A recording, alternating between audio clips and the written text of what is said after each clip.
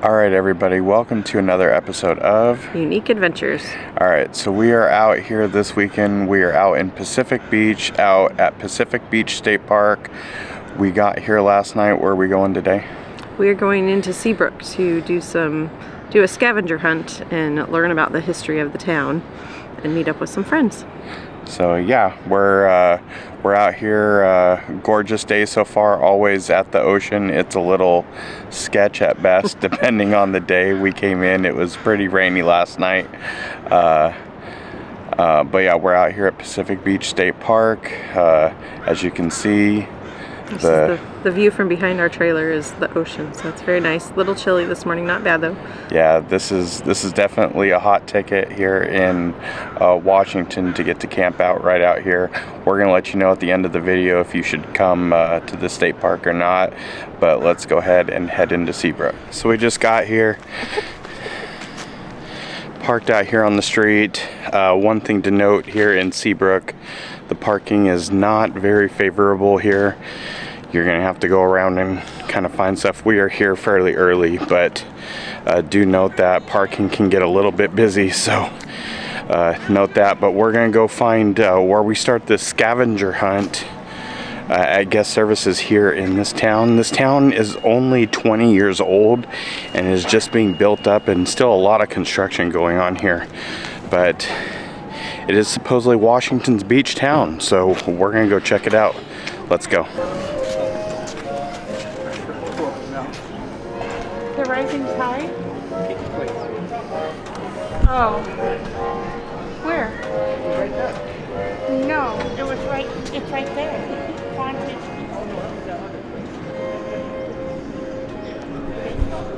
No. It's my face.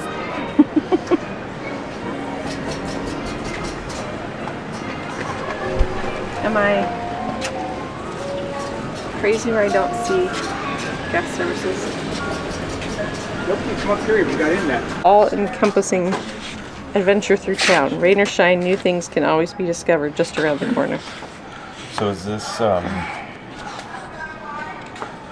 for this year's, or is this? She said there's probably a new one. This is from last year. Oh, okay. So the under that chair thing, it's right. Yeah, should have got you one of those, honey. They're so The bike. easy. You got them at Costco. All right, so we are epically failing all over the place here. So the 2024 scavenger hunt doesn't start until next weekend. But the lady in guest services did give us a scavenger hunt. I believe it was for last year. So we're gonna improvise and we're just gonna go do that instead. So the first stop here is to take a picture with the big chair in the front of Seabrook. It's probably one of the more famous things to do here, kind of iconic. So we're gonna go check that out. All right, so we're putting around on the scavenger hunt list. This looks like it's gonna be a hot mess, but we're continuing to go around. We did find the Sasquatch here in the middle of town and got our picture taken with that. That thing is 10 feet tall, very impressive. They've got little fire pits around the area where you can sit and hang out and stuff like that, so it's pretty cool. So this is a good way to kind of just get to go explore the town a little bit and kind of see what it has to offer. This place is also very, very, very dog friendly. A lot of things to do with your dogs. It seems like everybody's walking around with dogs. Like, it's kind of a good vibe here. So we're gonna keep knocking stuff off the scavenger hunt list. Yeah, we love dogs on a leash sign of your team on the swings. I don't know, we're going with this one. I like it. I don't know if they put the swings out at some, I don't know. This doesn't make a lot of sense. We're trying. Okay, so we have to get a photo of a buoy rope float. So there's one on the fence over here. We're gonna call that as our buoy on a rope on a float. On a float. Rope float. All right, 1, 2. Okay. Right, so we flipped the corner here. We found the finding stuff on our list. One of the other historical landmarks here, the oldest building in Seabrook, the Dorothy Anderson Cabin. It is the oldest building on property. Looks like they built everything around this cabin, and so we're gonna go kind of check that out. Oh, so they cabin in honor of Gary on this 18th day of May 20. We're still strolling around. We just got done with the Dorothy Anderson Cabin. Almost 100 years old. The cabin has been moved around a couple of times, so it's not in its original location, but it's cool to see something that old being preserved. Nice little setup they got around it. It also said that she used Seattle Post-Intelligencer newspapers to insulate the roof, so that was kind of cool. And she brought the wood for it, the logs, from the ocean beaches up to where she originally had it built, and she used a wheelbarrow to bring them by hand up to the cabin. So that's pretty cool.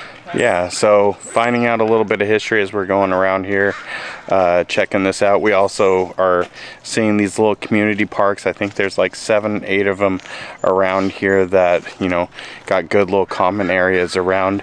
And the other cool thing, if you're walking around and checking out the houses and stuff around here, each house has its own specific clever little name.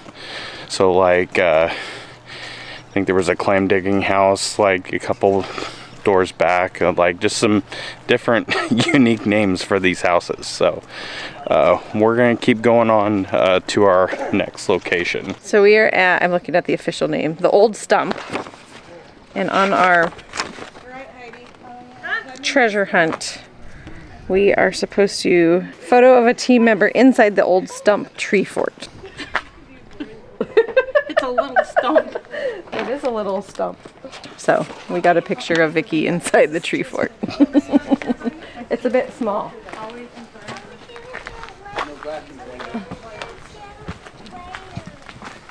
Oh, this is cute. This is kind of cool. I could have one of these in our backyard. You have to have a tree this big though. Been down to the redwood forest. And you have a lookout. There's no water, but yeah, this is neat. It's still a big stump. Yeah, that's an old spruce. Big one. I want to get a picture of it. So we're cruising our way along here. Obviously we saw the big stump back over. I love how they have these little pieces nestled around for you to come check out. And then they've got that gnome trail with all the little gnome pieces and little gnome houses that you can put out there, as long as it's, you know, you've built it out of things that are bio-friendly, like moss and sticks and stuff like that. They got a cool little area, so a lot of cool little neighborhoods and stuff to check out here.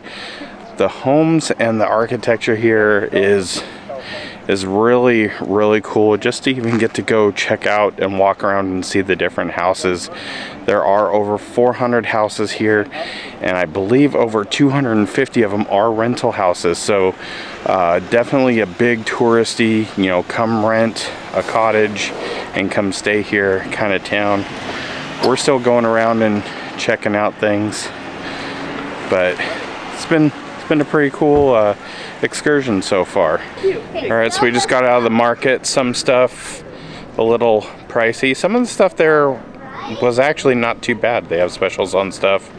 Steaks were like $8 to $10 a pound, but there were some things there that are a little overpriced, but that's what you're gonna expect when this is the only store within probably 15 miles of small here. little town, you know. So cool little market there. So we're gonna go check out some lunch here at this Rising Tide Tavern and kind of see what they got in here. Okay, so we just got done having lunch there. Clam chowder was pretty good. Had a little bit of spice on it, a little bit different, but was still really good. Had a little bit of that fish and chips. Was some really good food out here. We also, the ladies stopped into this little candle shop here. You can make your own candles.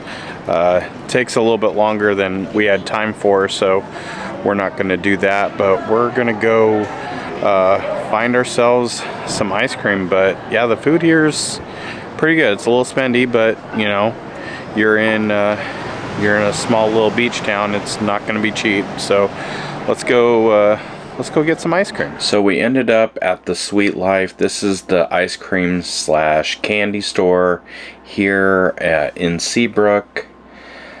Multitude of different things here in this little sweet shop here. Pretty much any type of candy you think you could get your hands on, it was probably here. So many eclectic different things that we saw from our childhood, and it was just good to see all the different types of things you could get your hands on. Pretty much a kid slash candy lover's dream. All different types of things that you could get there. Gotta love the Bob Ross. Pretty much if you couldn't find it there, you probably didn't need it. And probably a lot of stuff you probably didn't need anyway. The decor in there is actually really cool on how they got everything set up. So many different options of different ice creams and stuff like that. We ended up with this amazing little ice cream here. Never disappoints. We then took our little trek down to the water. This is also one of the cool things to do at Seabrook. We go take our ice cream and just go take a stroll. You can go all the way down to the beach line down this trail. It is a little bit steep, so definitely make sure you watch your footing and all that. But the views down on the beach line are completely amazing, and it's definitely a great thing to get to do. But for the most part, we pretty much gave up on the scavenger hunt for the most part after this. We went and trekked around town a little bit more, finding some different places to take pictures and just to see a couple of different things. The scavenger hunt is a great way to explore a new town and learn about the history and the cool things to check out. So if you ever go to Seabrook and you have the opportunity to do this, definitely is worth it. Or if you're exploring a new town and have the opportunity to do a scavenger hunt, I think it's a great way to just get around and get to check out new things. So as we were getting back to Pacific Beach State Park, one of the pretty much the only drawbacks of the state park itself for camping is the drainage. As the park is next to the ocean, draining is vital when it's raining and things. We did notice that a lot of the sites did take on some water when it rained the night we came in, and it made some of the livable areas out back a little bit sketchy to try and be able to enjoy some of that beach access or getting the views of the water. But essentially, when you're coming to Pacific Beach State Park, you are looking for that water experience. This is pretty much the only option of a state park in Washington where you can actually back up and have that gorgeous view of the ocean, which is worth it 10 out of 10 all by itself. We would definitely put up with the rest of the other issues to get to have that view and to get to experience and get to go walk out on the beach. So if you got something out of this video, make sure you hit that thumbs up. Make sure you're subscribed to the channel so that when we come to little ocean towns and we kind of do a scavenger hunt and show you around a little bit, you won't miss it. But until then, we'll see you guys in the next adventure.